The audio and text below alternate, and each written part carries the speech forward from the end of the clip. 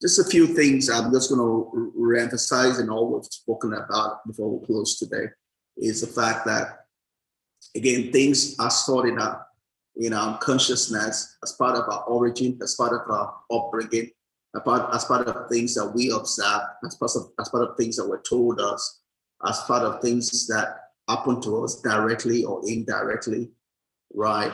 But all of those get imprinted in our subconscious, which you might call a money imprint, right? Which then dictates our life from an unconscious perspective. Some of this is what we might call a family culture, which we've learned the way of thinking, feeling, judging, and acting, which could then be the norm in our family, which we've now then accepted as our norm, which then dictates our level of consciousness.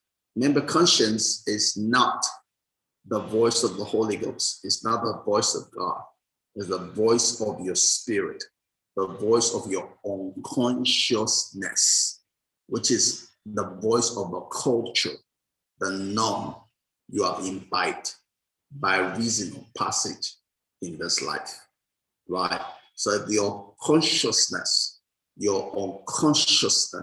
is not working for you, you need to work in it. You need to cleanse it, right? Use the 4R process. Recognize the believer is not working for you, right? And begin to look at where it came from and what you need to replace it with, right? And let the negative go and take the positive and repeat it over and over as a message into your unconsciousness so you can go on the path of life, go on the path of financial empowerment, path of financial independence,